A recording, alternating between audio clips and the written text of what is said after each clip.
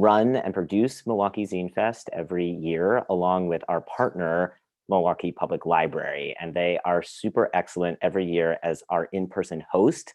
But of course, we had to kind of rearrange that for this year. So they are being our virtual host for this event, the events that happened yesterday, and the other event that's happening later this afternoon. So thank you to Milwaukee Public Library.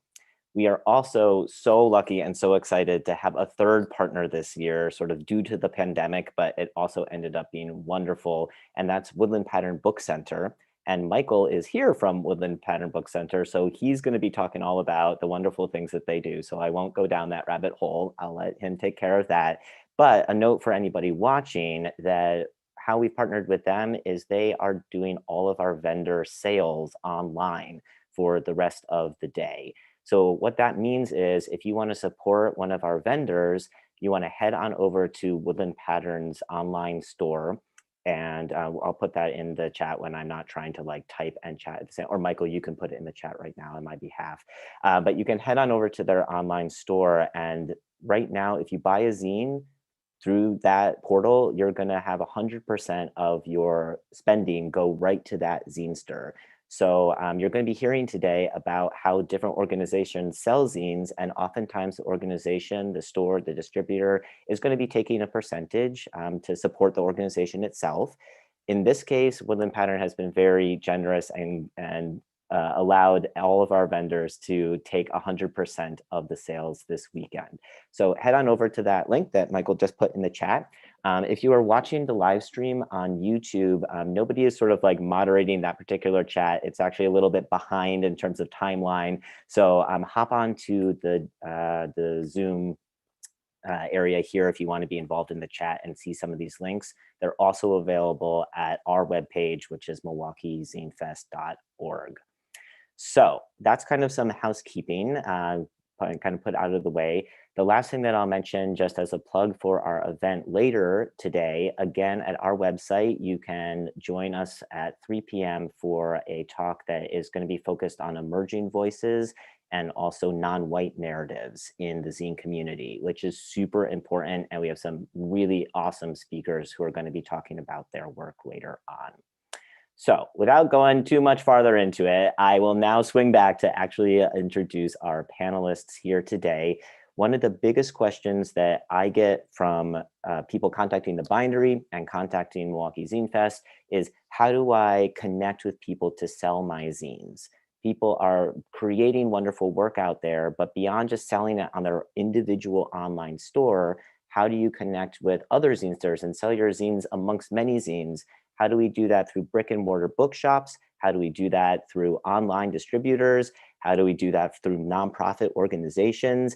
And that's why we've gathered this wonderful little group of people from literally all over the country to help explain that process, how they handle it, and also how others handle it. Before we start, I am going to share in the chat here, if I can do it while I am talking. Oh, this is very complicated. I am going to share in the chat.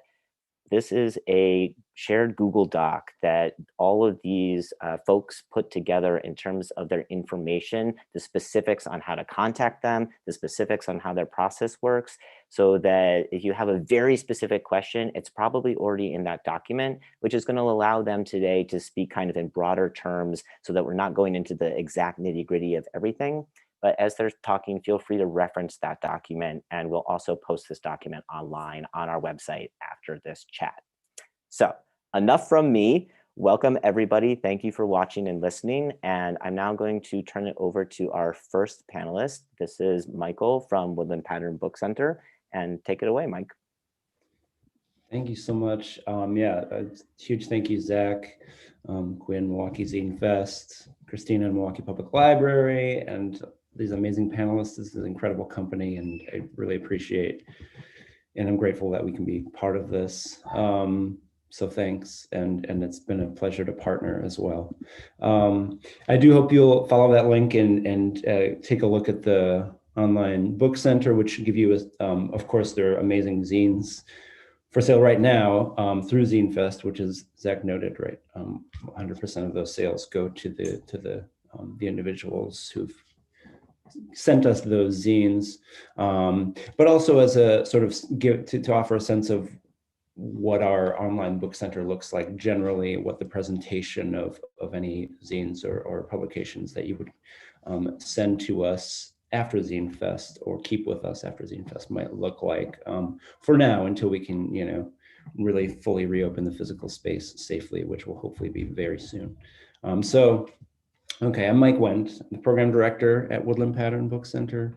A little bit about Woodland Pattern. We're a nonprofit book center and gallery and performance space located in the River West neighborhood here in Milwaukee, where we've been for more than 40 years at this point. It's housed in an intimate space that includes 2 rooms of bookstore and then another room that's a gallery, sort of multi-use space where we host exhibitions and a whole variety of events, which I'll say more about in a moment. But within that space and within those 2 rooms of bookstore is sort of packed with, we have an emphasis on small press very particularly and independent and DIY publications. So things like pamphlets, chapbooks, zines, broadsides and other ephemera, unique publications that sort of stretch the boundaries of book making, artist books and things of that nature. So thanks to the founders, Anne Kingsbury, Carl Gartung, and Carl Young, our doors opened in 1980. Though I do like to note that Woodland Pattern was founded in 1979 because then we share a birth year. So that, that's a thing I like. But so 1980, the doors open, and ever since, the emphasis has been on small press publishing, independent literature, DIY publications.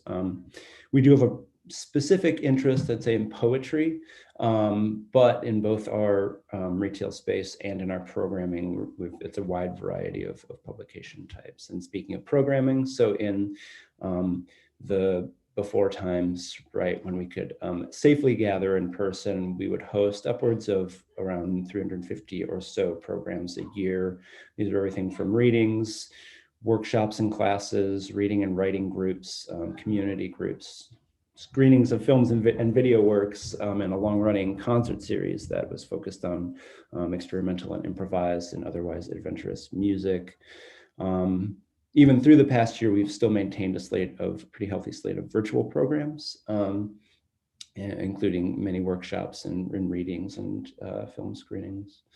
But this is all to say that one part of what we want is for the works in the bookstore space to take on life by our hosting some of those folks who are creating, publishing, and sharing those works, whatever we're able to squeeze into our calendar in a given year, right?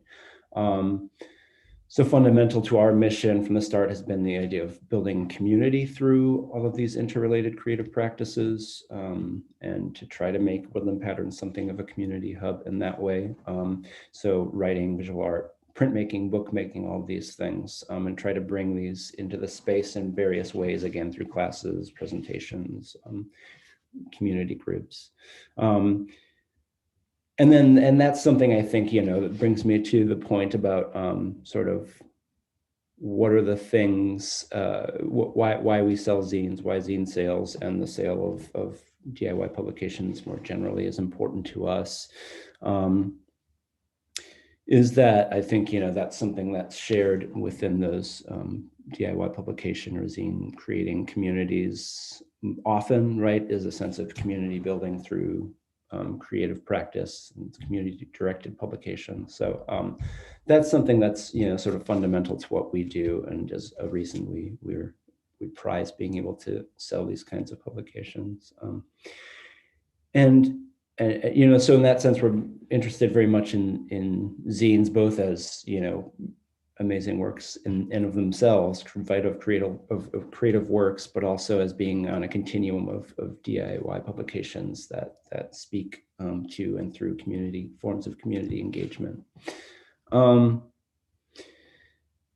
I think that's something that's also important to the communities that we serve, both within River West, the larger Milwaukee community, and regionally and beyond. And we have over, the 40 years that we've been open managed to, create a a community that is, national in some ways and even international in terms of the folks that we've hosted and worked with, partnered with, and collaborated with. So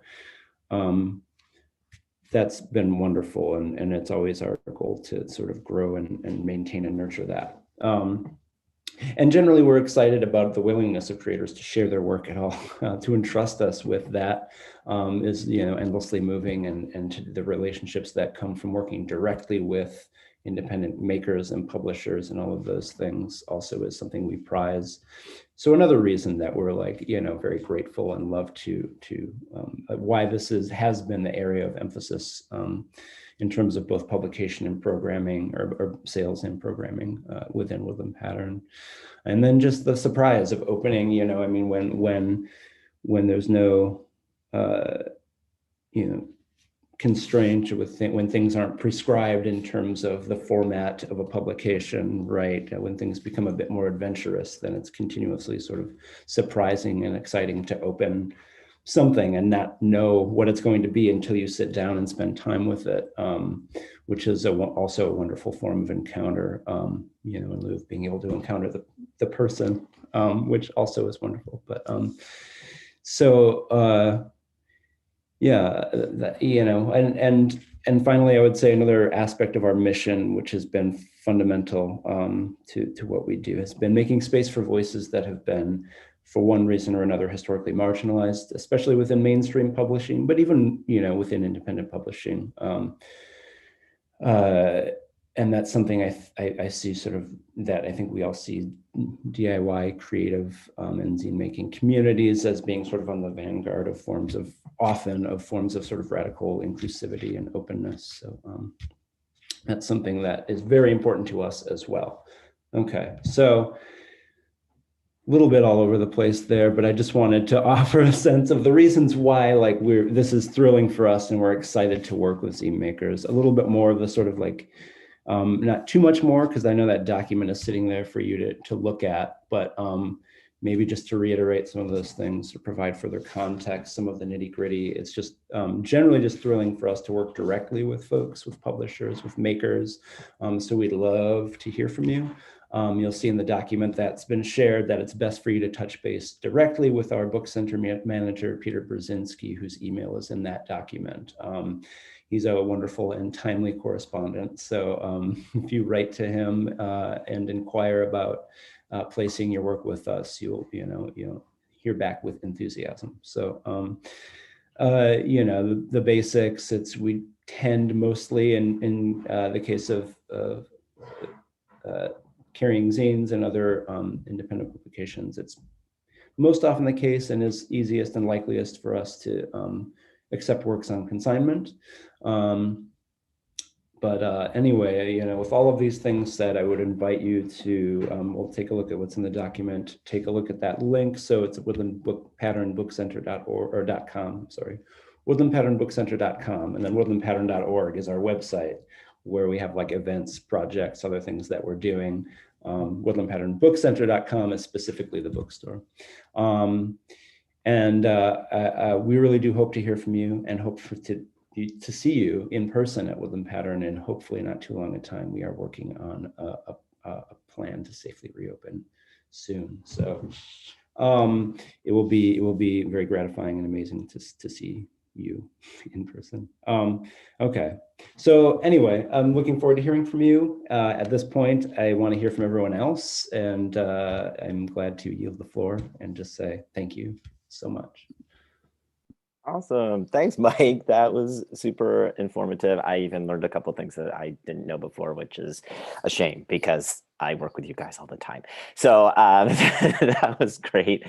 Yes, if anybody else has a giant cat that they would like to have involved in the conversation, please bring it in. That was great.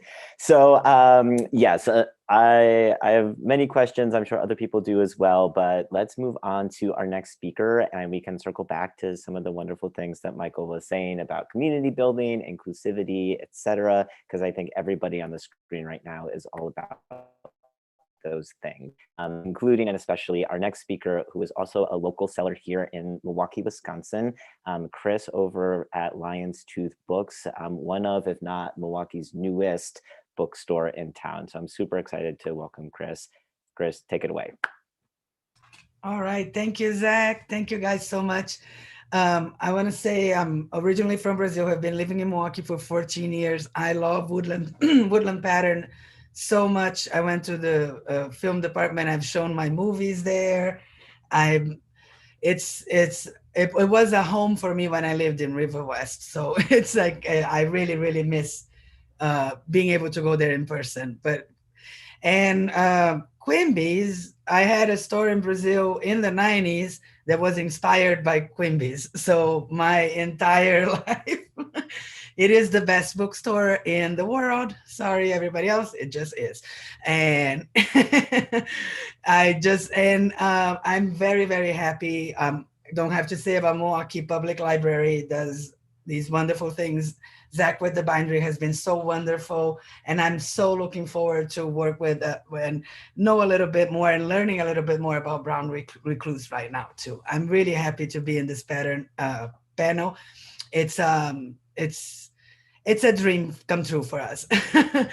So Lion's Tooth is a bookstore that focuses on comics and graphic novels.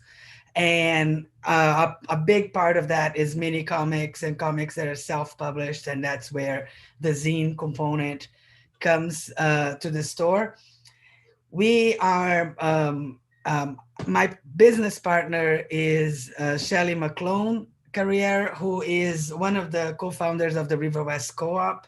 So Shelley has like this big history with community building, and Shelley, so we have in our space, we're also gonna have a cafe, that like she's doing. I've been watching her sourcing it and looking for the people that we're working with, and it's fascinating. It's gonna be awesome. When we can eat together in public again, it will be great. And we'll have beer and wine because it's Milwaukee. One thing about our project is it includes kids a lot. A big part of what we do is to get kids to read comics and read good comics. And there's all kinds of comics in the world, but I think that, there's plenty of places you can get your superhero comics. We have a great comic book store like half a block from us. What we do is comics as art, is alternative comics, independent, free thinking, progressive. We're not really that interested in, you can refer to the rest of our culture for the superhero stuff. So we're trying, like, we don't need to go join that chorus. And one thing that we do, so one thing I wanted to say like the general information, right? But I wanted to say, we started as a subscription company because we are a working class couple of people. We're not people who had like a trust fund to do this, or, that got like, we're really, really we're older, people, Lion's Tooth means dandelion because the dandelion, when it's young, it's all yellow, and that's the River West Co-op for Shelley. It's my store in Brazil for me, and then now we're like in the gray area, and then we want to put the seeds out there of what we do, right? So we started as a subscription program. The subscription came with a built-in zine component, which meant like every month people got a book. There was a graphic novel or a nonfiction book. And then they got like a zine from us. We made a bunch of zines, like little zines like this, that we would send every month.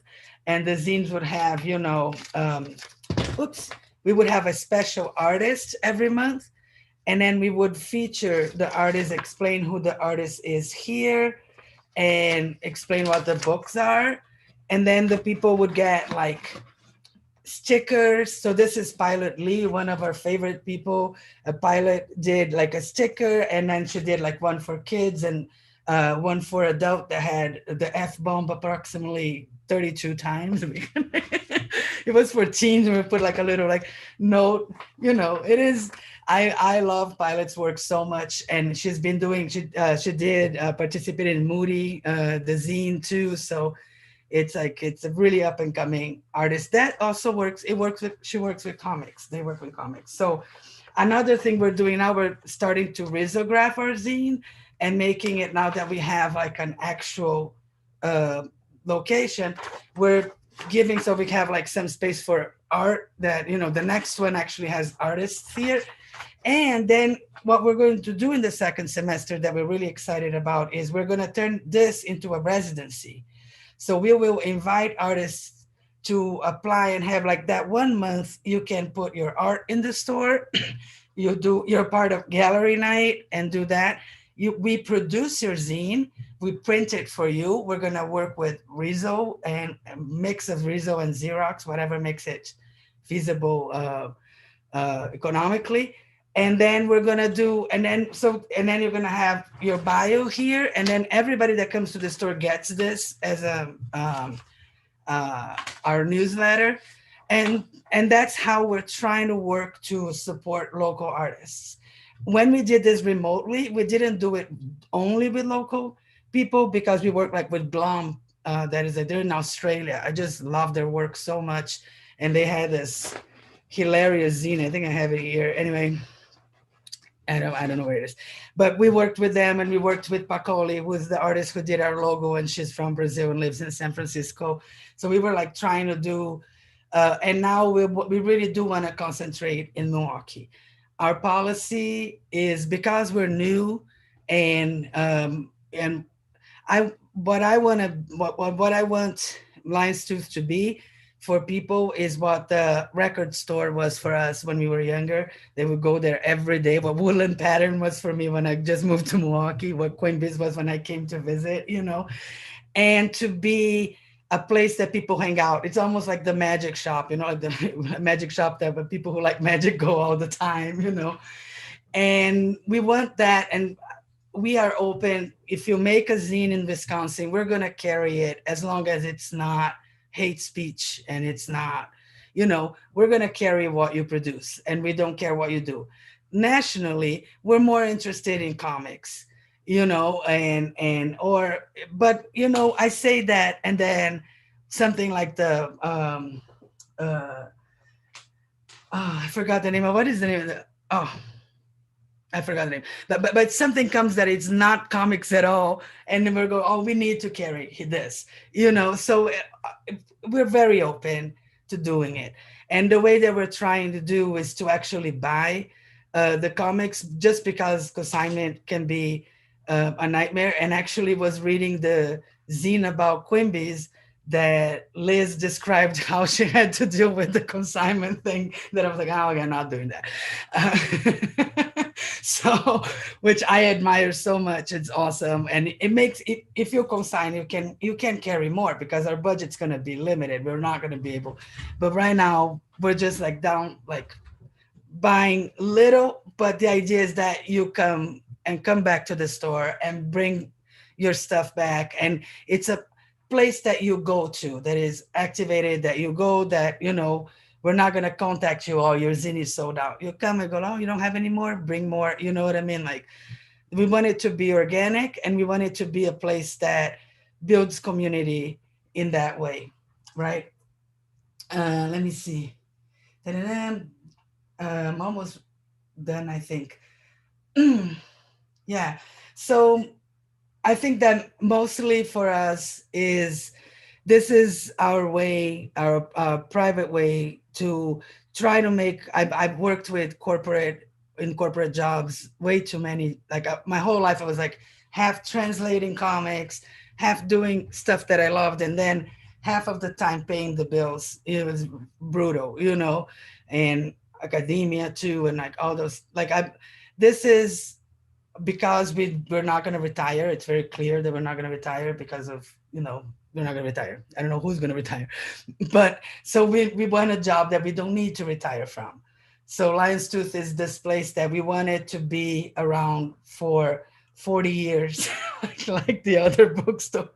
You know, we wanted to make it sustainable, and we wanted to make it a positive force in the world, because right now we're just so surrounded by everything. And even even starting a business is a nightmare, or like the whole culture of the entrepreneurship and corporate everything. We want to be the opposite of that, you know. So, and I think we're really, really, really excited about it, and we're really excited about what's going on in the independent publishing world, and with zines and the people that we've been able to contact and carry. And we've had people say, oh, it was always my dream to have my zine in a store, you know.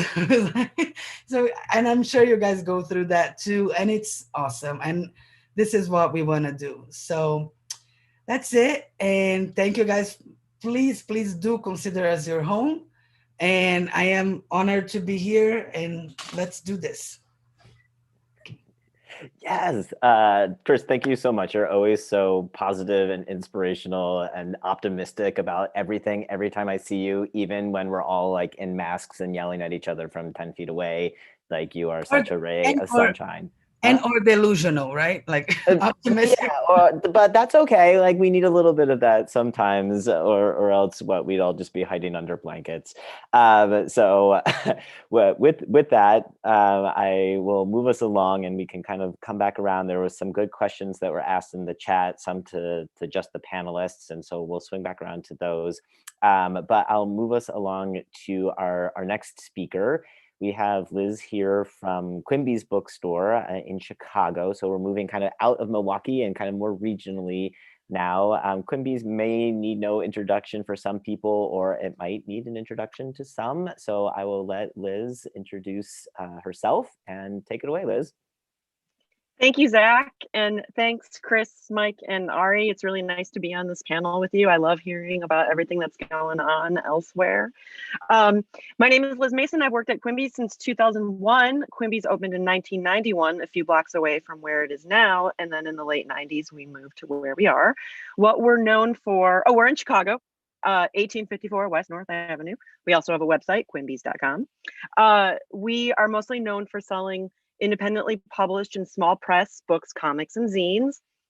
I got the job in the store because I sold my zines here, and then I harassed the store until they hired me. I don't recommend trying to get a job that way. But nonetheless, I've been here since 2001. And right now I'm sitting down in our basement, and it is a mess. This is not what the store really looks like. Right now we are open limited hours because of the pandemic. So what used to be open 7 days a week, we're now open 5 days a week, Thursdays through Mondays, noon to 6. But of course, we're trying to sell as much as we can on our website as well. We are able to sell a lot. So some of the stuff that we sell, we buy up front. A lot of the stuff that we sell, like the zines and the mini comics, the chapbooks, the independently published stuff, that stuff we do on consignment. And as Chris was saying, consignment is a paperwork nightmare.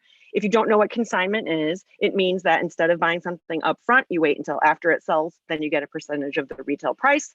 The way that we do it is you get 60% of the retail price that you designate once it sells, and we pay you out once you check in. So you can get either cash, or we can pay you electronically with PayPal, or we can send you a check, whatever.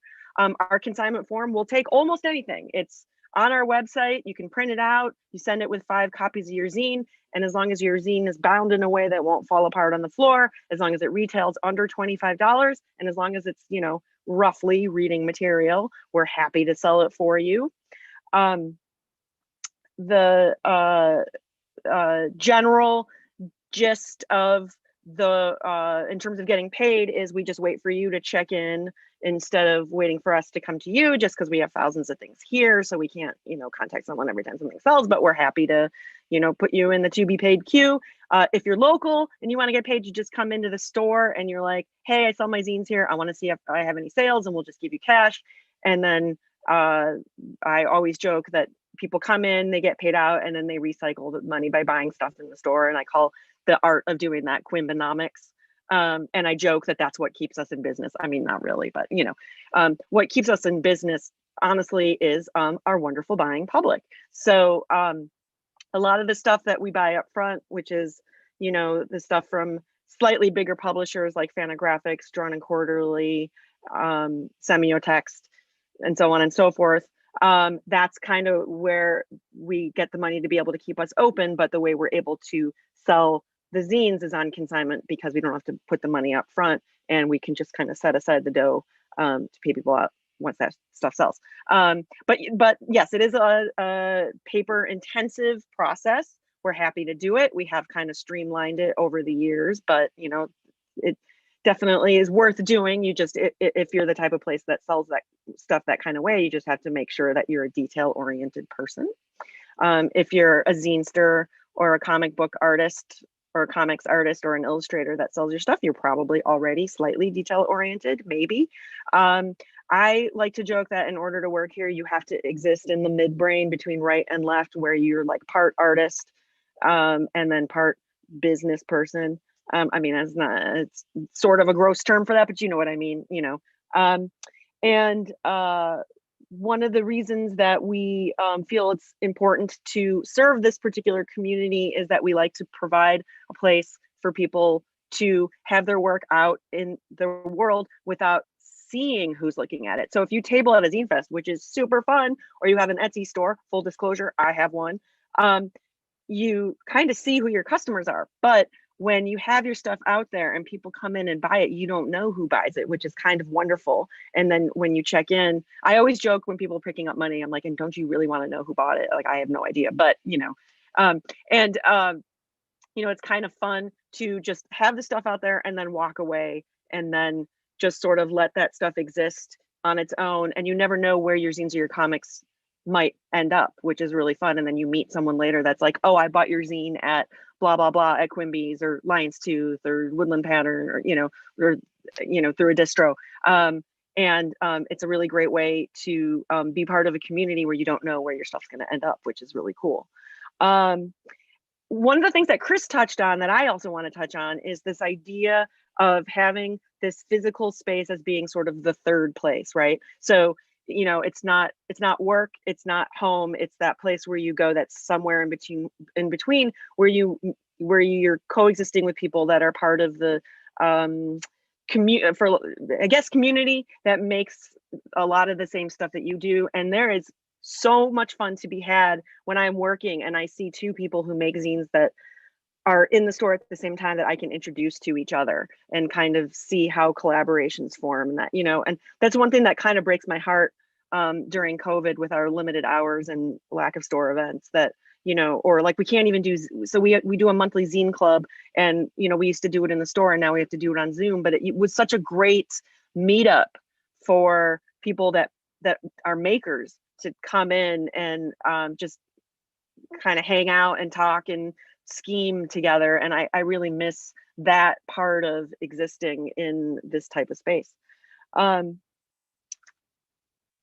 I think it's really important to have a variety of voices, right? So we have zines, you know, and different types of zines like zines or, you know, DIY stuff, or, you know, stuff that kind of falls under the heading of zines, but sort of drifts off into another territory, like chapbooks, you know, the zines of the poetry world, or mini comics and zines of the comics world. I like being able to offer a variety of different formats and lots of different voices. And I am always, it's funny, we were talking about, you know, every day is like, was it Mike that brought this up? Something about, you know, like you never really know what you're going to encounter in having something there. Well, I'd like to add to that also, because we have our consignment form on our website and we'll accept almost anything to sell, it's like Christmas every day, in the sense that we get the mail. Oh, I haven't seen a mail person in a number of days, but you know, hearts, USPS. When we get the mail and we don't know what's going to be in there, and it's like a bunch of different packages of cool zines that we've never heard of that are from all over the world. And it's so wonderful to have that be available, to be able to offer that stuff to the world. So if you consign your stuff at Quimby's, something that you can expect from us is, well, first of all, if you sell your stuff here, you get a 10% discount on buying stuff. Woo! But also you get this button that says I sell zines at Quimby's. Also, we'll put it, you know, if we can, we try to, as much as we can, put most of the stuff up on our website so we can sell it there. We do a weekly live stream on our Instagram where we kind of show off the new stuff. We, you know, we'll sometimes like, you know, we'll we'll offer it to, so we sometimes we fill stuff for like zine archives and different like institutions and place, you know, so sometimes we'll, you know, if somebody's like, I really want my zine to be in like the University of Chicago Special Collection or something, you know, we'll try to, you know, manifest that for them. Yeah, so okay, just gonna look at my notes. Okay, so I don't want to hog the spotlight, but if you guys want, if we have time left over, I can walk my computer around the store and show you the store. But if we don't have time for that, I did do a tour on YouTube on the Chicago Zine Fest, for Chicago Zine Fest in 2020, where it's you know, YouTube/Chicago Zine Fest or whatever, there's a tour on there that kind of walks you around the store. So I just wanted to give a shout out to that. Yeah, okay, I'll stop talking now. Great. Yeah, Liz, if we end up with some time at the end, that would be super, super great if you want to walk us around. So we'll kind of see what happens there. And meanwhile, while others are talking, if you dig around and you happen to find the YouTube link, feel free to plop it into the chat and other people can go check it out later on. Awesome. So we've kind of moved from Milwaukee out to Chicago, and now we are being joined all the way from California. And last but certainly not least, I'm super excited to have Brown Recluse Zine Distro here with us. And a distro or a distributor of zines works a little bit differently often than a brick and mortar bookstore does, or an online bookstore, or a nonprofit organization like Woodland Pattern. So it's super exciting and important to hear from Brown Recluse for multiple reasons. So I'm so excited to have Ari here with us. Ari, thank you for joining us, and take it away. Hi, yeah, hi everybody. So nice to be on this panel with you. Sorry, this is my first time speaking today. I was sleeping like 10 minutes before this panel started. It's a little early here. Yeah, so I am one of many people that's part of Brown Recluse. We're a pretty vast collective of people across the country that kind of, you know, makes all, contains all the parts to make this project happen. We were started in 2013 by my friend Ziamara Chupaflor, and Ziamara started this because there wasn't any kind of, in the zine world, the zine distro world, there wasn't any kind of zine distros specifically for people of color, BIPOC, and there was all these other zine distros that kind of like would have their own like niche things, but none for people of color. So Ziamara started this project, and you know, we just started by tabling at Zine Fests. Me and Ziamara had a panel for a really long time called Bad Bitches, where we talked about the intersections of race and gender that we would present at Zine Fest. We did one at Chicago Zine Fest like a couple, you know, like that was so long ago, like almost 10 years ago. But basically that happened. Ziamara decided to not carry this distro work as their main work, and pass the distro on to a friend named Eno. And Eno and I collectivized the distro and kind of brought a lot of people in to, you know, kind of expand it and take care of like all the nuts and bolts. For y'all that don't know what a zine distro is, it's kind of like a 90s concept of how people sell zines. I started a zine distro when I was like maybe 19 online, and like basically what I just did is I just started it by like all the zines I really liked and felt like really like excited about. I just asked those zinesters if I could like buy 5 copies of their zines at a wholesale rate, and then I made a website and then did it all. That's kind of what Brown Recluse is too. It's a little different now considering we have like social media and like the internet is so much different now than it was in like 2001. But So a zine distro now is like, they're still around. Yeah, it's just an online store where that's like a standalone online store where you can sell your zine. People buy it like on, when you go to a regular store, they buy it on on consignment or wholesale. All the zine distros kind of are different, and all the zine distros are different in terms of like what topics they carry. Some people are like, oh, I only like to carry this kind of stuff. It's like definitely like personal projects that people do. With Brown Recluse specifically, what like to kind of elaborate on it, we have like we had a really wild year in COVID. Like, it was a really wild year. We were never really an online store. We had an online like big cartel, and we would sell zines like online, but mostly what we would be doing was we would go to punk shows, we would go to like protests, like anarchist book fairs, zine fests, and that's kind of where we were more in person, and we like to do things more in person. But COVID really changed that, and basically we started getting like online orders. During the uprisings of last year, we decided to really rethink how we run this project, and how, like, and thinking about the independent publishing world and the the mainstream publishing world, and like the white supremacy and abuse and things that are so prevalent in them, and how do we like counteract that, and how do we just create like kind of a way to like a counter narrative and like a counter power to that. So we decided to partner with local like presses, like people that do risograph and like color printing, and we partnered with them to basically give Black zine makers free printing. In COVID, like it's really hard for people to like find a copies place that's open, let alone will take their zine. Like FedEx right now charges 12 cents a side. It's not sustainable for people to self-publish right now. So we decided like this would be the best thing to counteract all these barriers in the world to that keep people away from self-publishing. Unfortunately, that partnership was not long lasting, because our sales jumped 1,000%. So we weren't able to like our demands weren't able to be met with terms of like how much people wanted to buy all these zines from Black zine makers. So we had to kind of like recalibrate that. We partnered with Abolish Time, Estelle. I'll drop her URL in the chat. Estelle is a local abolitionist writer. And she does writing. She does mostly like, she has a social media presence where she does like puts her writing down, and she started publishing a zine. And I sent it off to panelists and not to everybody. Here you go. I'm gonna send all you guys this little link. There you go.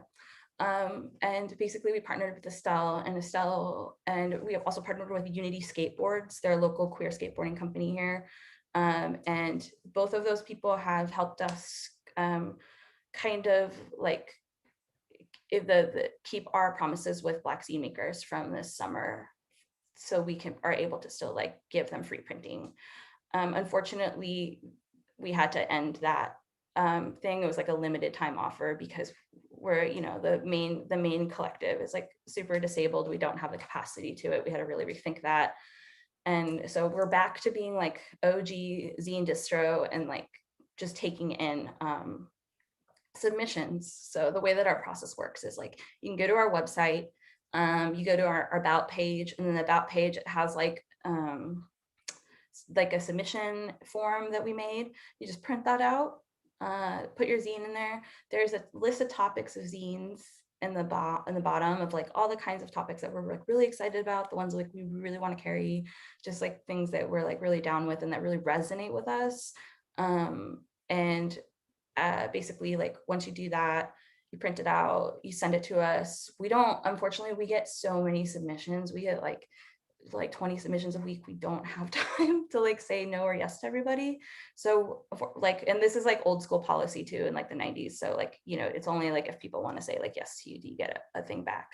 But I did compile a list in the Google document that we shared with this panel today. Like on the Zoom chat, you'll find a Google Doc. It'll have all the other zine distros that are active right now that I am aware of. So I put all their submissions policies in there. So if, you know, even if Brown Recluse is not going to be your home, like there is a place for you to sell your zine, like in a distro.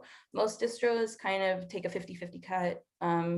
We do 100% to Black zine makers. So we don't take a cut from Black zine makers, and we take a 50-50 cut from non-Black people of color.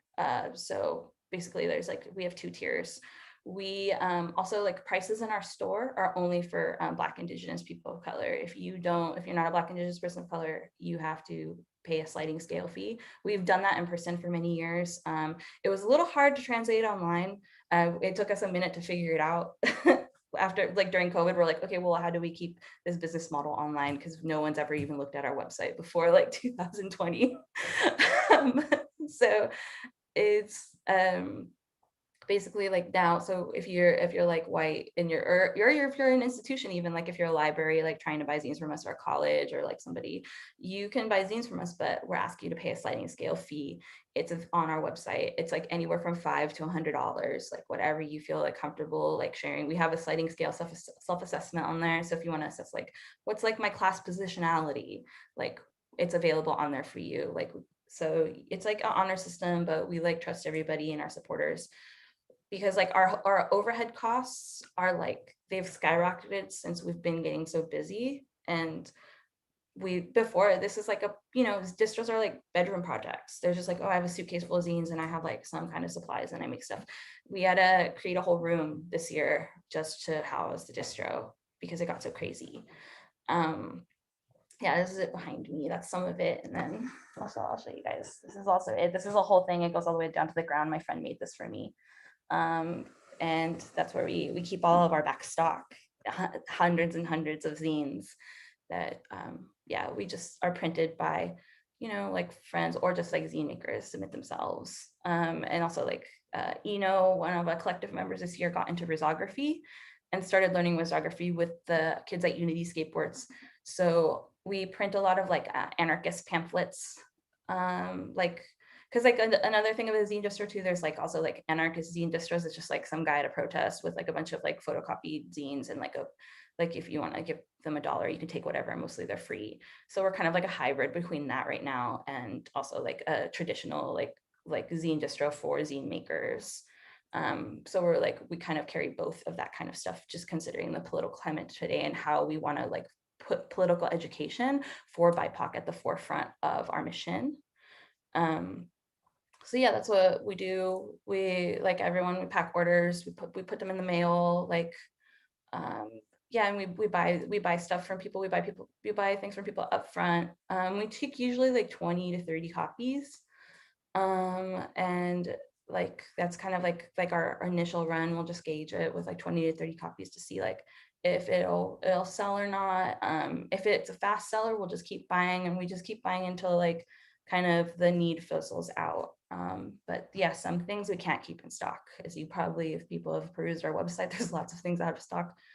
It's hard to keep things in stock these days, especially because of that, but also because we have so many online shoppers. But yeah, our unique pricing system kind of helps us keep our overhead costs like good, and like we can break even. And the months that we do break over even, we're able to give that money away. We have before the pandemic, and just that because of us being like queer, trans, like BIPOC, like disabled folks, we've already been having like systems and networks of care in our community here in Oakland. And the systems of care have been like in the pandemic have only been amplified. So, and it's really nice that people from all around the world have been able to support Brown Recluse, but it also in turn like supports like Black and queer trans folks that are in our community that like need funds. So like every month, if we make over the amount of money, we just give our profits away. This is a not-for-profit project. We don't pay ourselves for this. This is just like fun work that we do. Like I fold zines like all day. Like if I'm watching like TV or hanging out, I'm just like in here folding zines. It's my free time. It's like what I like to do. But we do that like on our days off from work. We'll go to like help sell like print for Abolish Time or something. And then we print some like anarchist, like free anti-copyright zines, and those things, all those zines that we sell in the distro, all that money goes to like our like folks. And we like amplify those folks on our Instagram and on our website. So we give people like other ways to support those people. We think it's really vital that like, you know, projects that are like, that have political leanings and things like that are also, give like basically do like walking the walk. Like we have to walk the walk if we're going to be doing this kinds of stuff. We have to be able to like create these systems, because like it's like that's the only way for us to like dismantle white supremacy and stuff, is to actually like actively like talk about and do the things that we actually are doing. Like I don't really think of this as like mutual aid, because like we're not really changing anyone's social conditions, but I do think of it as redistribution. And I think redistribution in these days is super valid. Like Korean people invented the printing press. It wasn't Gutenberg. Like we owe people, like people of color have been doing self-publishing. That's where people have to, marginalized people can have a voice. And like so much of the zine community hasn't really been able to like give people like that kind of support. And so we try to be able to be the hub where like people can get that support, and also people get that support more than just us selling their zine. We like want to amplify like, you know, basically their thoughts, and also create community between people, which is really cool, because sometimes like the zine makers, like if we're like promoting someone's work, another zine maker and our distro will be like, oh, this is such a cool zine. And then like people become friends. And I'm like, yes, that's exactly what Brown Recluse is supposed to be like. We're supposed to be like, we're all like being able to like create community here together and create a network of like people that have each other's backs, like around like the zine community and like zine fests and things like that. So that's something like we find like super important. And it's just been really, it's like definitely been a blessing this year. It's a lot of work, but it's a blessing like every day to have all this kind of support and have so many people like be able to like get it. But also we also like, I feel like also the zine distro is such like a relic of the zine community too, like the concept of it. So I think like we've been also really thinking, being like, how do we like kind of like let people know what we are, because we get people's like PDFs, manuscripts, being like, hey, can you publish this? Would you be interested? And we're like, we're not a printing press. Like we're just like, you know, like, yeah, I like hit up Kinko's at like 2 a.m. but like I'm not a printer. Like it's like you could do it too. Like, and so, you know, we have to like tell people like Zine Distro, not a printing press. Like we might have like people that are part of our collective that do printing, but they do that outside of Brown Recluse. They do that, you know, for fun. I don't know what else. I think that's all I really have to add to this conversation. I don't know if anyone has any questions for me, even the other panelists' questions, like I'm down to take them, I guess. Yeah, so that's a great segue, obviously. First of all, Ari, thank you so much. That even just talking to you on the phone in the lead up to this was just fascinating to hear about your structure and your model, the vision, and it's even more impressive to hear a fuller version of that now. So thank you for sharing all of that. And I think it's just also really fascinating how the pandemic has shifted everything for you folks. And I'm sure that other people have thoughts and questions on that. So yeah, at this point, I would like to open up for the next, actually, you know, we have a half an hour here. We don't have to use that all, but just kind of time check for everybody. I'd like to open up the next half an hour for Q&A amongst yourselves as panelists, but also obviously from anybody who's watching. And just again, one housekeeping note on that, I do see that we do have folks watching on the live stream on YouTube. If you're watching this on YouTube, we are not going to be able to monitor your questions or comments there just because of a weird time lag thing that happens. You're welcome to email questions to me. If you want to go over to our website, I can watch my email if you have questions, if you don't want to be in Zoom, or obviously on our website, you can hop on the Zoom still if you want to join in and join on the chat. So people who are here, you can put questions in the chat. You can also hit the Q&A button at the bottom of your screen, and that will just come to the hosts and the panelists if you don't want everybody in the audience to see it. But yeah, I think first of all, we can open it up to just the panelists. If there's anything that anyone said that you want to kind of immediately kind of talk off of or speak to, go for it.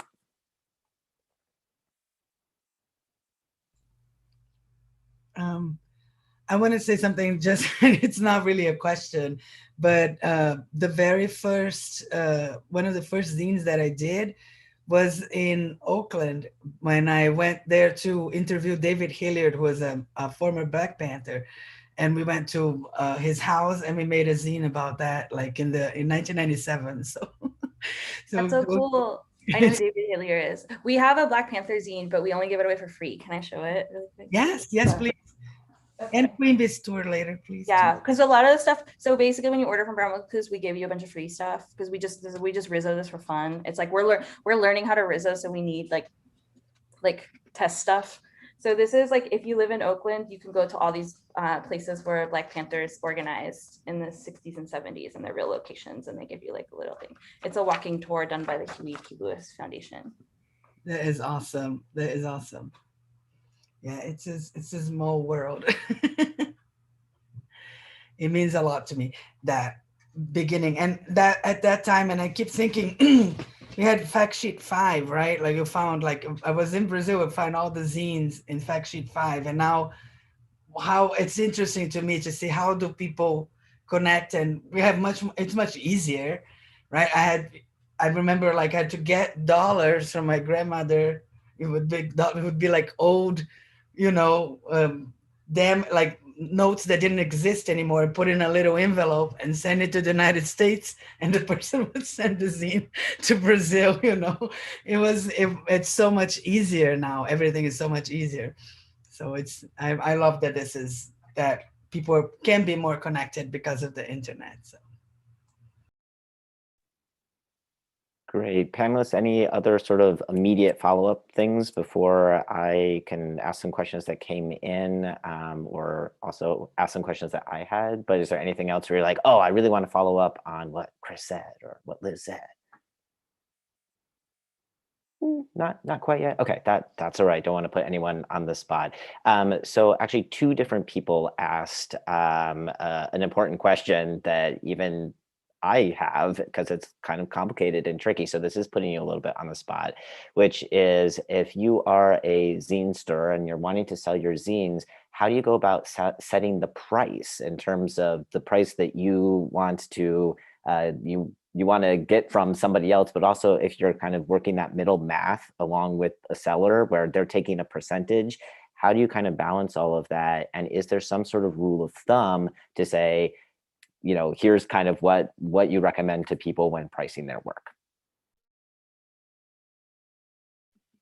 I can talk about that if you want, because I'm a zine maker as well as selling my zines here. And that is, so when people consign their stuff here, one of their first questions is, if I didn't put my price on there, will you guys put a price tag? Yes, we'll put a price tag. That's not what your question is. What I always say, okay, so there's a lot of facets to this. The short answer is, initially go with what your gut tells you. If it moves too quickly or too slowly, change the price, right? But things to think about are, do you want to fund your next project? Did you have some kind of copy scam that you could print this for free, or do you have to pay for printing? How much did you pay for printing? Do you want to pay yourself a wage? What is that wage? What other factors went into, like, was this like old school cut and paste, or did you do it with like InDesign from Adobe that you have to pay a monthly fee to use? The sort of considering the costs, I guess. And so what I do for my stuff is I think about like most of the stuff that I sell of my own stuff, I'm probably going to hand sell at the store. So knowing that I'm only going to get 60% of the retail price that I designate, will the 60% that I get per copy at least cover what I paid to get it out into the world. So like for this particular issue, did I just print it all on my laser printer at home, or did I, you know, go somewhere and have it printed? So, and is maybe my priority right now is just, I want to cover at least the printing. So at least I'm not operating at a negative balance, you know? And so I think about, you know, well, if I sell something for $3 retail, I'm only going to see $1.80 of that. Is that enough to cover per copy? So I guess you kind of have to think about, what are your priorities? Are your priorities breaking even? Are your priorities making a profit? Are your priorities making a profit so that you can fund your next project? And how much do you need to be able to fund that project? So those are just some things to think about. But the short answer is, give it a price. If the price isn't working out, change the price. That's You know, awesome. sorry, I'm looking for something. I'm gonna put in the chat a link. Somebody the other day, and I forgot who it was. It was John Porcellino who posted it, but it was a person who's been self-publishing for 20 years or whatever, and they did an entire list of everything, like how to Yes, get free paper, how to get, like, you saw that Mark too. Fisher. It was Mike Mark Fisher. Fisher that posted that. He did, yeah. And he did it. We have copies of that manifesto here that I meant to bring down in the basement to show you guys. But if you guys want one, either write to Mark Fisher at Half Letter Press or go to his Facebook post. It was part of a presentation he did for that Gender Fail organized for Printed Matter. Or you can just give us a holler and we can send you a copy of it. Absolutely, that's awesome. I thought it was so enlightening and wonderful. And I had like I would go to my mom's office and use the Xerox machine all night during the week, and then escape, like nobody was looking at the counter number or whatever, you know. So but that's how I self-funded zines for years, you know. I need a gig now. I'm actually gonna do it at the bindery, but you know. And Liz, something that you mentioned earlier that we talk to people about often is that kind of like icky line of like, you're an artist, but also you have to be a business person. And also we're existing in capitalism, but we're zine makers and we're trying to exist outside of that. And that's, you know, a messy thing. And it can feel like you're trying to price something that you want to be giving away for free, but also how are you existing and sustaining who you are or sustaining your community without the dollars and cents that you need to exist in a capitalist nation.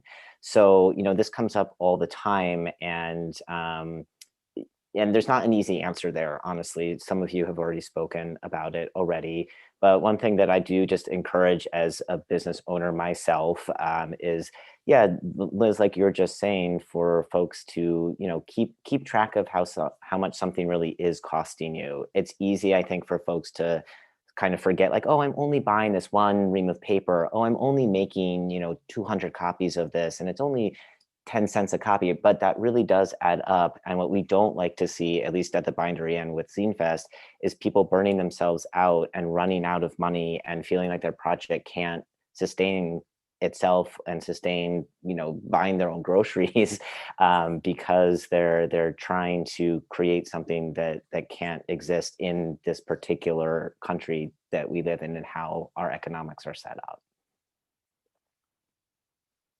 Does anyone else have thoughts on pricing for folks before we maybe go on to some other thoughts or questions? I can throw out a thing about the capitalism thing if you want. So, okay, so Steven Simberski, the original founder of Quimby's, he currently owns Quimby's bookstore in NYC in Brooklyn, and it's awesome, and he's awesome. I once said to him, you know, I have a very I'm a manager of a retail store, but I also do this subversive countercultural zine thing. I have a very uncomfortable relationship with capitalism, and I don't know how to reconcile this. And you know, he said something really smart. He said, I mean, it seems so obvious now, but he said, well, you're not taking advantage of anybody. And I was like, oh, you know, like that. Yeah, I think as long as you're not taking advantage of anybody, you're putting something into the world that is good and that people want, and maybe you give it to them for free, maybe it's on a sliding scale, maybe they're willing to give you some money for it, whatever. But as long as nobody's being taken advantage of, I think that's the important thing.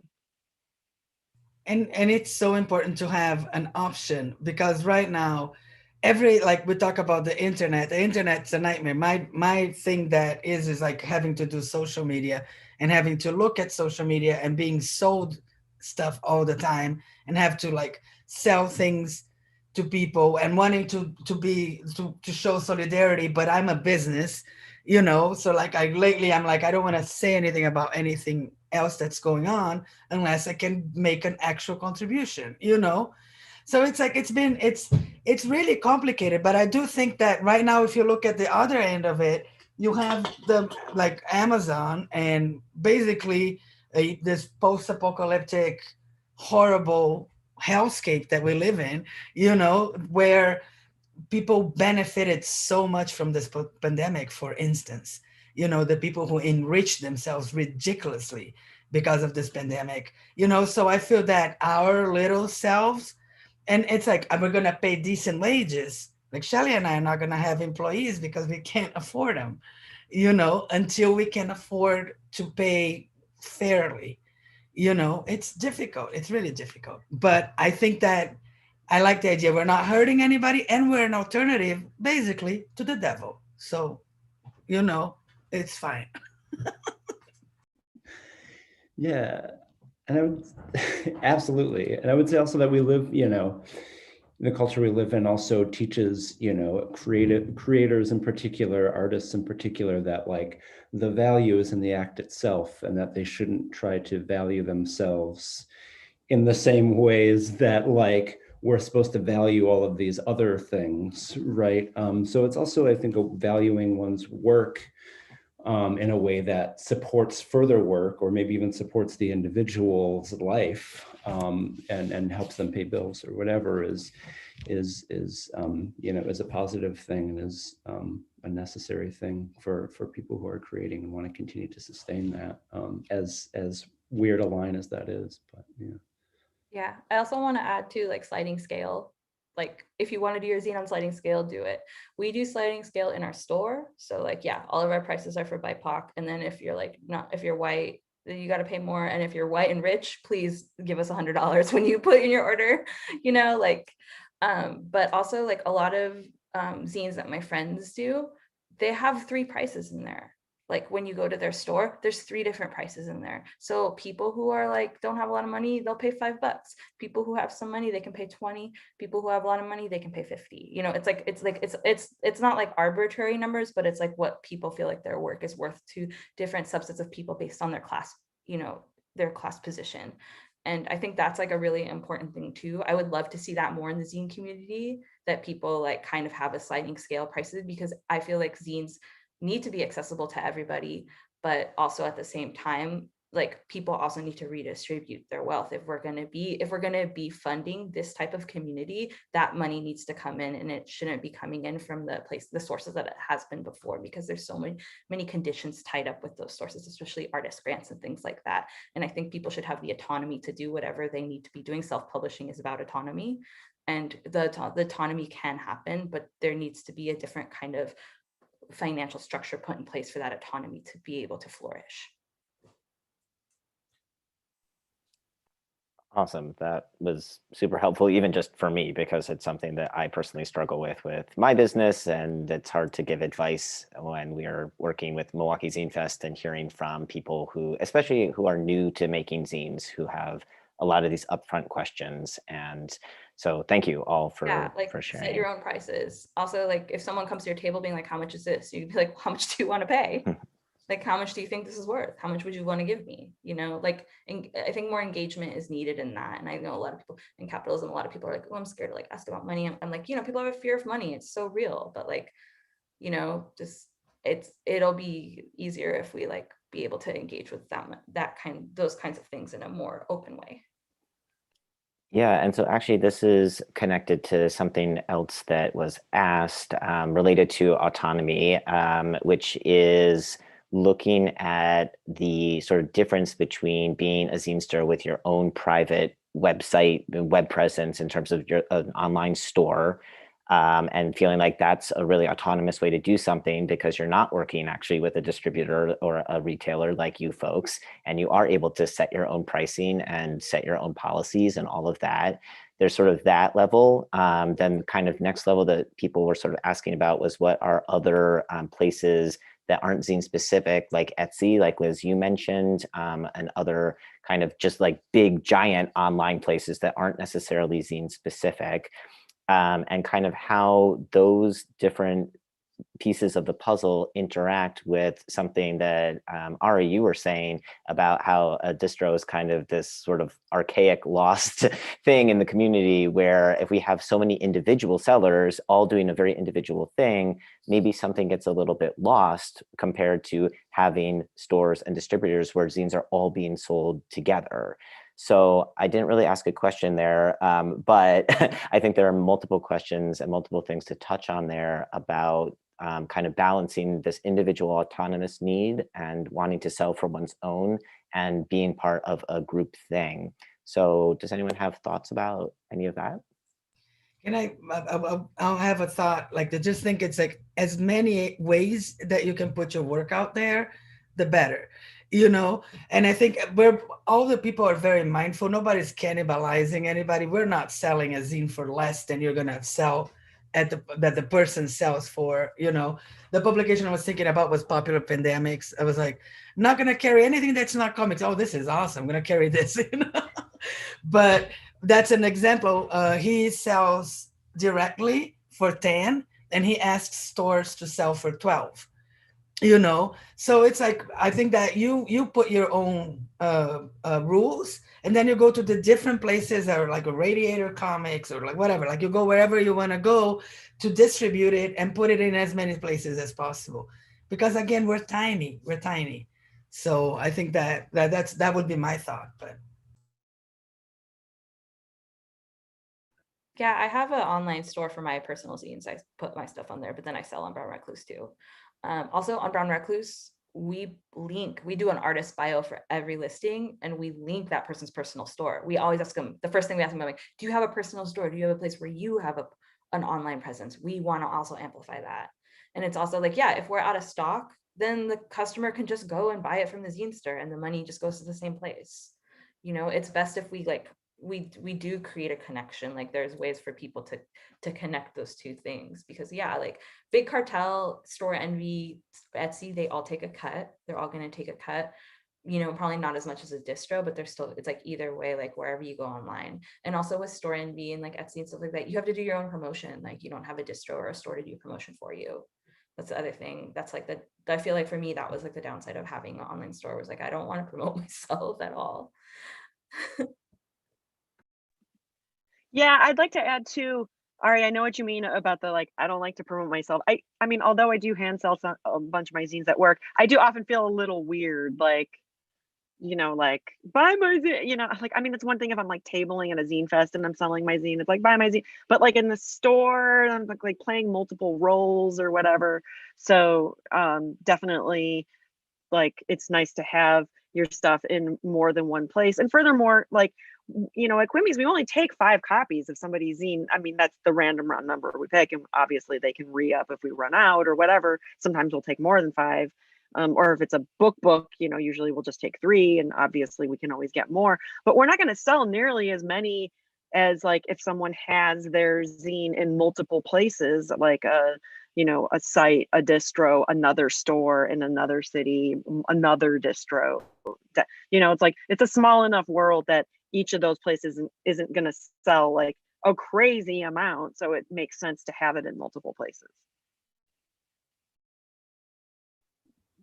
Yes to everything that you all have said. And I think I'd add too, I mean, with something I love with like a physical location too, and obviously partial working out with the pattern, but is like that process of just finding the thing.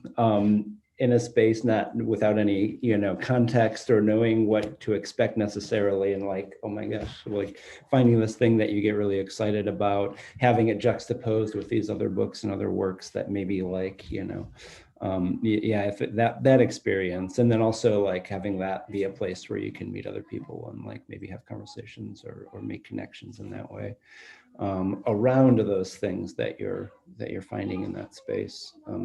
I don't know, it seems valuable in terms of that aspect of building community and networks and things like that. Yeah. Great, and that kind of leads into another question, which is all of you kind of spoke about this and you're all kind of different because of your different scales, which is people looking to approach you with their work and kind of the likelihood that their work is going to be sold by you. You all tend to take, I think, a little bit different approach with that. I think, Michael, you were saying we love, you know, Peter loves to talk to people directly. We love it if you want to come in, not in a pandemic, but normally come in and like chat with us about your work. Ari, you were saying, oh my gosh, we have so many submissions right now, like we hardly even can keep track of them all. Somebody was talking about kind of the mystery of like, oh, you open up the envelope and it's like, oh my gosh, it's like the mystery of what's in here and it's so exciting. So if I am a zinester approaching any of you and I really want you to be excited about selling my work, what is one of the best ways that I can do that? Free stickers. No, I'm kidding. I think my favorite, I mean, I'm really new to this here. What I did in my store in Brazil, we would sell demo tapes. And I'm ancient, guys, and demo tapes and zines. And my favorite thing was always like the person would come in and bring, and that's one of the reasons I don't have consignment list, because when that store closed, I still have demo tapes that people left there and have traveled to America with me. And I was like, you know, so but I think that, you know, I like the person who comes with a box and explains, hey, I have this zine is about Jurassic Park, but not for kids. And this zine, and I'm thinking about somebody specific, you know, and I got like these like packets of Iron Maiden stickers or whatever. It's like, I'll take 2 of each, you know, because we're really small. But I like that, and I like that in like in-person presentation, you know. And it's usually people who love books and love zines. So they're going to say, oh, do you know about this? Or do you know about that? Or you should carry this, you should carry that. So it's always like a learning experience. So come in person. But if you're in another state, I don't know. In our case, email, and we'll make the deal by email, you know, because we're buying. So it's still going to be a surprise, but, you know, email is the way to go.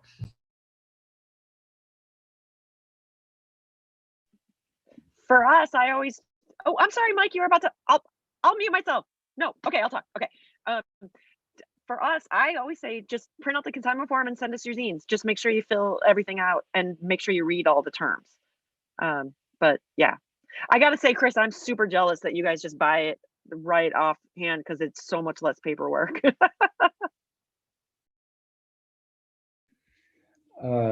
Yeah, likewise. That seems pretty nice.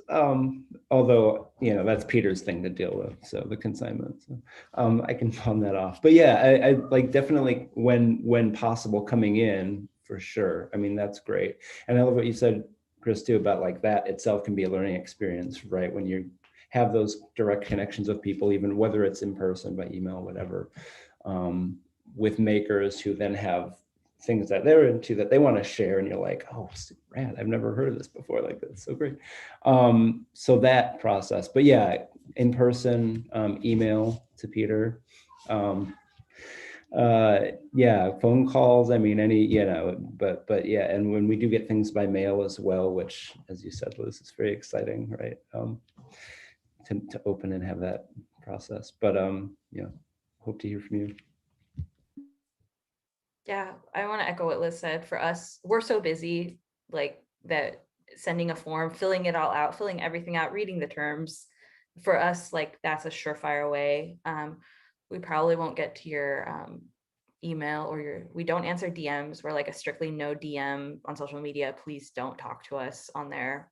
Like, we don't have time. I have a second phone for social media, and I like to keep it that way, and I don't want to be on there unless it's the weekend and I have to like promote someone's new zine that we just added to the shop. That's kind of like our policy. We have like hard boundaries around that because we're really busy. But yeah, like for us, it's more like, are you adding to the conversation? You know, where there's this big collective conversation that's going on right now about like, you know, with like different people of different like identities like that aren't white, and like we want you to be able to add to that conversation. If you're adding to that conversation, if you're putting something out there that like, you know, is like that's not really been heard before, that you feel like, you know, that needs to be heard, like put it out. We're down to carry it, and like that's kind of like how you get our attention. A lot of that conversation right now is happening. Like the thing is like that I want to add that really gets our attention is like a lot of that conversation is happening online where there's like a lot of censorship. Like we can't even post about our zine. We have a lot of zines about sex work. We can't post those on Instagram. Instagram takes it down. We can't post a lot of things that like talk about abolishing the police. Instagram will take it down. It literally won't let me hit post. It'll just say like, sorry, error. I get an error every time like we have things that specifically talk about abolishing the police. We get really censored on social media. So like for me, like us for zines, like that's the place to not have censorship around subjects around like dismantling white supremacy and capitalism. And like also like, you know, like clandestine ways of like making money, like sex work. But like for us, it's like, hey, if we want to be like a safe space for those things that are censored on social media, the things that are monitored on social media, because we want to have like a safe place for people to be able to say those things. So for us, like that's how you'll get attention. If you fill out the form and you got something like that, we will read it, we'll pick it up. Awesome. So we're getting towards the end of our time slot here. We have about 10 minutes left, and a question came in earlier that I want to make sure to get to, even though there's not like a good segue necessarily here, but I think it's a good one. Somebody asked how you all organize your personal zine collections, but I'd like to also expand that question out to say, gee, if you have these hundreds or dozens or whatever zines coming in for submissions or just getting mailed to you so that you can have them in stock, the question of organization in general is a really big one. So how do you all try to keep organized? Are there good, you know, software programs or just manila folders or, you know, whatever? If you want to shoot out some advice to everybody about how to stay organized, that would be great.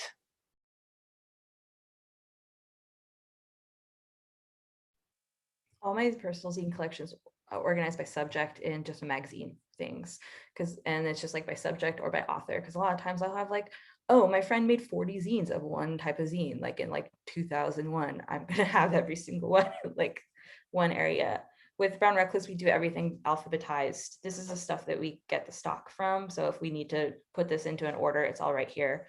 If it's back stock, it goes into the thing I showed you before that's behind me, and that's all. The inventory is already in our online store. When it comes home from wherever we got it from, the mail or the print shop, we just count it out, add it to the inventory, bundle it in tens, and then just throw it into this huge like cabinet that we have. Right now it's a mess because we just got some new stock in on Friday, and we haven't added it to the store or put it away yet, but that's kind of how we do it. It's all we do. The zines in the distro are alphabetized. My personal zines are by subject or author. I think that it's like we're in the very beginning of the store. We're doing that with books and with everything, and it's really difficult because we had like, you know, okay, so we got like Brazilian, you know, and Brazilian and queer. Then you have the other part is just queer. Like where does that book go? You know, like do we have two copies to put one in each? You know, it's really difficult, and it's funny. It's a lot of fun because the store is the place where the people are going to interact with it, right?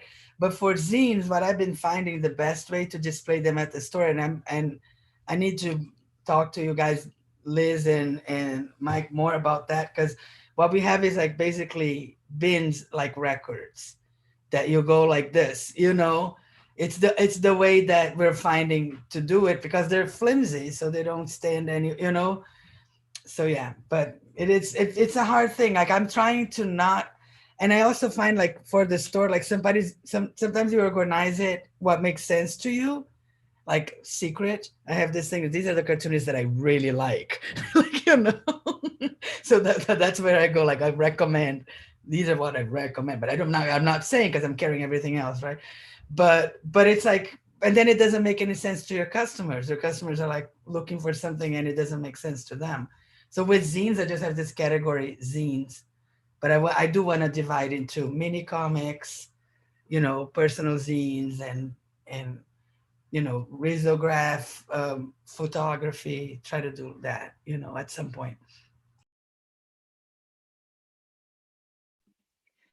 At some point, we had to start making,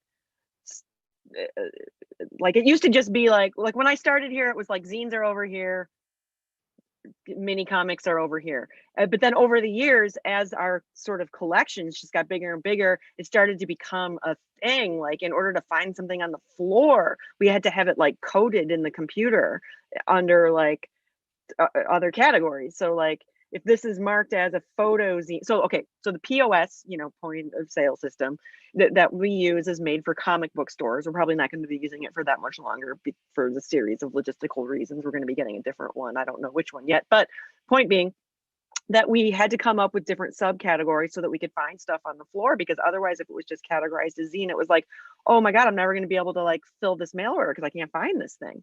And then every time we get a new zine and we have to code it in the computer, it becomes like this dissertation level of discussion. Like, well, technically it's a zine, but interestingly, they have an ISBN on it. So does that, like, well, it's saddle stitched, but it was clearly done with like a shitty stapler. So, and so it sort of becomes a project figuring out where we're going to put stuff on the floor. And granted, it's an enjoyable discussion, but because it is part and parcel of working here, is being obsessed with that kind of thing on a sort of librarian archivist level of nerdiness. But it does mean that like a lot of care has to go into where to put everything. And so if we're finding like, okay, so this particular genre of zine seems to be dying out, so maybe we don't need that category anymore, so we're going to take everything that was in that category and put it in this other category, and that's where we're going to find it on the floor. So like, it's now gotten to the point where it's like, okay, there's the photo zines are over here, the collage zines are over here, the chat books are here. Per zines, okay, well, we're going to just put those in with regular zines, because sometimes it's hard to separate out whether it's a per zine, but it's also sort of a DIY zine because it has like recipes in it, but it's also about all their health issues, and it's just like, we're just trying our best here, and then someone will come in, of course you can't please anybody, and like someone will come in and be like, how could you give things categories? Like, really, but all to answer the question, how do we store things? A lot of them are on like metal grids, the way that, sorry, the phone is ringing and I'm trying to block out the noise. On metal grids so that they're like what you see in regular comic book stores, so that they can stand up, face out, and be protected. And then there's other places where if they're really, really tiny, it's going to fall through the metal grid. So we have to have holders for them. So, long answer for one question, sorry. Yes, we also have this conundrum of the overlapping categories of just like an incredible volume. I mean, we have, over the past 40 years amassed somewhere on the order of like 25,000 individual titles that we have, and then multiple copies of some of those, right? So like, lots of things to parse, but and those are fun conversations. I don't know, but to keep it short, I mean, we try, if there are things in overlapping categories, maybe to have multiple copies and put them in multiple places. For zines, chapbooks, and stuff like that, we have, basically what seems to have been at one point a greeting card shelf, right? So that things can face out. That was like a lot of the stuff, the shelving and other things were like built or collected from other places, right? Opening the shop back when the doors opened, and throughout all of those processes of creating space for the work have been, you know, done by people building shelves and doing that kind of work. So yeah. So, but greeting card shelves, and then it's like, is it fine press? Is it a chapbook? Fine press, it's like letterpress printed and it's hand stitched, but also it's a chapbook. And does it go in the drawers or does it go in the, yeah. So I feel that. I feel yeah. And then in terms of things coming in and getting onto the shelf and, you know, these kinds of things, it's idiosyncratic but neatly organized piles.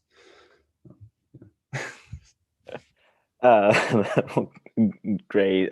Thank you all for giving us a little bit of the kind of behind the scenes thing going on there. I'm sure that anybody from Milwaukee Public Library would have interesting things to say and contribute as well, in terms of Dewey Decimal System and all of that. But we won't go into that now, because I do like to be respectful of everybody's time, both our panelists and anybody who is watching, and we have hit our official ending point. So in the chat, again, I'm just sharing that Google document that has all of the details and the contact information for everybody who is on the panel with us today. So obviously you heard from them all. They're all very friendly and welcoming people, and I'm sure they would be interested in hearing from folks if you have follow-up questions. Also, last plug for what's going on the rest of the day today. I will also post our link directly to the schedule for Milwaukee Zine Festival in terms of the next panel that's coming up, and also how to connect with others who are kind of sharing things on social media today using the hashtag MZF2021. And also, just if you want to jump into Discord, if you don't know what Discord is, it's basically just kind of a more private focused social media platform where people have been sharing their zines, sharing their process. Some really interesting stuff has been coming in through Discord. So please join us there for the rest of the day. And then obviously, lastly, please go over to Woodland Patterns online store and support your local or regional or national zine store by making a purchase today and having 100% of that sale go through. Thanks, Mike, for posting that link directly to Woodland Pattern. So thank you so much to everybody on the panel. It was so delightful and wonderful having you all and hearing from you all. I will be in touch with you all to thank you profusely again. And of course, thank you to Milwaukee Public Library, to Christina and the rest of the crew over there for hosting this chat. For everybody watching on YouTube, thank you for watching. The YouTube version got recorded, and it will be up if you want to go back and watch this all again later today. Feel free. But I will send everybody off to their afternoon.